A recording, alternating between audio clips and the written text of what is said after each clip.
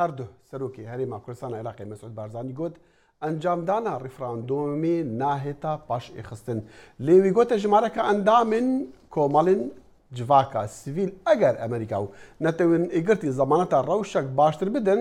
ئەو ji danûstandina re amade ne. Gelo yek çi ji van peyaman tê digeha. Digel me bi Skypeê Kawa Hesen rêveberê bernama Rojhilata Navîn di rêxistiya East West Institute de li Bruxelles. Kawa em katet baş çûn li peyamekanî Serok Barzanî tê de gêniyan şêkirnewê çi ye?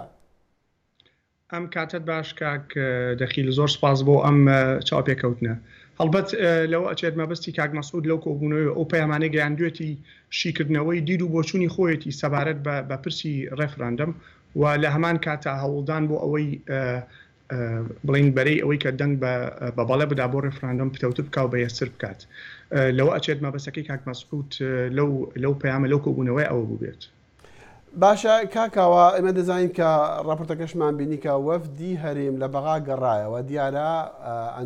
ئەنجامی کوبوونەوەکانش سەرکەوتوو نەبوونیان وەفدەکە سەرکەوتوو نەبا تا ئێستا بەغدا دژی مەسەلەی ڕێفراندۆمە ئەگەر دژ بوو هەرێم دەتوانێت ڕێفراندۆم بکاتن یان ئەتوانێت شەرعیەت بەو ڕێفراندۆمە بداتن؟ تەسەورەکەم کاک دەخیل ئێستا زوو بێ بڵین سەرکەوتوو نەبووە کۆبوونەوەکە چونکم بە گوێرەی هەندێک زانیاری هەیە کۆبوونەوەکان یعنی ئەمە سەرەتای دانوستاندنن لەگەڵ بەغا سەبارەت بە پرسی ڕێفرەندەم و لە هەمان کاتیشە وەفدەکە شانەکە کۆبوونەوەیان هەبووە لەگەڵ باڵوێزی ئەمریکا باڵوێزی ئێران یەکێتی ئەوروپا و هەندێک لایەنی کە و هەم ئەمریکا هەم ئێران زۆر بەهێزەوە ئامادەن لەم دانوستانانەیە وجودێکی بەهێزیان هەیە و لە پشت پەردەوە زۆر هەوڵێنکەوە هەردوو لە هەوڵ بدەن دانوستارنێکی جدی بکەیت لەسەر بابەتەکان لەبەرەوە تەسەورەکەم ئێستا زوو بێ بڵین سەرکەوتوو نەبووە شاندەکە بەڵام لەسەر بەشی دووهەمی پرسیارەکەت ڕاستە بەغا ینی بە فەرمی وتویانەیە ئەمە دژی دەستورە ئێمە لەگەڵ ئەم ڕێفراندەمە ینی و هەرێمی کوردستانیش شاندەکە و حکوومەت هەرێمی کوردستان و سەکردایەتی سیاسی ئەوەی کە لەگەڵ بڵین لەگەڵ بڵین بەرەی بەڵێ ئەڵێن بۆچوونی جیاوازیانێ ئەڵێن بەشێکی زۆر لە مادە دەستوریەکان جێبەجێ نەکراوە مادەی 140 یاسای نەوتوغاز و هەندێ بابەتی کە پرسیارەکە ئایا ئەتوانن ئەگەر هاتوو عێراق ینی ئامادە نەبێت دانی پیادا بنێ یا ڕازی بێ بە ڕفرم بیکەن لە ڕووی تیۆریەوە کوردستان ئەتوانێت بیکە بەڵام پرسیارەکە ئەوەیە ئایا دەرەنجامەکان چیە بێت ینی گرنگە ئێمە دەسەر دەرەنجامەکان بوەسین لەم دۆخەی ئێستا ئایا دەرەنجامەکان باش دەبێت یا خراپ دەبێت بەڵێ کاکەوە دەرەنجامەکانش زۆر شت دەمێنێ ئەویش ناوڕۆکی پرسیارەکەی منە ئەوانەی کە پشتیوانی لە ڕێفراندۆم دەکەن بەو شێوێت باسەکەن دەڵێن ئەگەر بوو بە ئەمری واقع بوو بە دیفاکتۆ کرا و دەوڵەتی کوردی ئەلان کرا ئەوە هەموو وڵاتێک هەموو کەسێک پشتیوانی لێ دەکەن نمونونەکانی کۆسۆفە دەینن نمونونەکانی باشووری سوودان دەینن تا چەندێک هەرچەندە لە قسەکانی بارزانیشدا دوێنی هەر شتێک ئەو بابەتە باسی کرد تا چەندێک ئەمە بۆ هەرێمی کوردستان ئەبێ ڕاستە کاک دەخیل یەکەیەکە ئەبێ باسی ئەو نمونانە بکەین یەکەم هەموو دۆخێک هەموو هەرێمێک کە هەوڵەیات ڕێفرەندەم بکە دوای بێ بە دەوڵەت دۆخێکی تایبەتی خۆی هەیە یعنی ناتوانین گشتاندن بکەین بۆ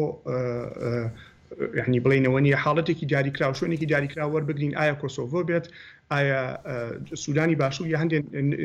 شوێنی کە هەیە گشتاندن بکەین بڵین لە کوردستانیش وا ئەبێت ڕاستە لە حاڵەتی کۆسۆڤۆیە ئەو قسەیە ڕاستە بەڵام ئەبێ لە بیرمان نەچێت لە حاڵەتی کۆسۆڤۆ لە کۆتایینەوەدەکان ئەمریکا و بەریتانیا و هەندێک وڵاتانی کە ناتۆ ینی تەدەخولی عسکەریان کردو لە هێزەکانی میلۆسۆفیجیانە لە سەربیا و کۆسۆڤۆکان دوای ئەوەی ئەعلانیان کرد یەکسەر و ژمارەی زۆر لە وڵات ینی دانیان پێدانە حاڵەتی جنوبی سوودان جیاوازەیە لەبەرەوەی لە حاڵەتی باشووری سوودان لە 2005 ڕێکەوتن نامەیە کرا لە نێوان ینی بڵین هێزی سەرەکی لە جنوبی سوودان جەیش تەحریر ئەوەی پێوتێ وابزانم سوپای ڕزگاری خوازی جنوبی سوودان و حکوومەتی خەرتوم حکوومەتی مرکزی کەوا بەپێی ئەو ڕێکەوتن نامە لە 2005 ئیتیفاقیان کرد کەوا 2011 ڕێفراندەم بکرێت ڕێفراندەم کراو بە ڕەزامەندی حکوومەتی مرکزی لە خەرتوم حاڵەتی کە هەیە کە تیایدا هەندێک هەرێم بڕیاریان داوە و کردوشیانە و ڕێفراندەمەکشیان ئەنجام داوە بەڵام تا ئێستا یعنی بەشێکی زۆری وڵاتان دانیان پێدانناوە یاخودی هیچ وڵاتێک دانی پێداننەوە لەبەر ئێمە ئەبێ هەر حاڵەتێک و ئەوە نیە بە پێی بارودۆخی تایبەتی خۆی هەڵسەنگاندنی بۆ بکەین. بەڵێ کاکاوە زۆر سپاس کاوە حەسەن بڕێوەبەری بەرنامە ڕۆژهەڵاتە ناوین دەڕێخستیا و ئیست وەستدا لە برۆکسل گەلکی سپاس دەستخۆش. زۆر سپاس کاک دەخی سپاس.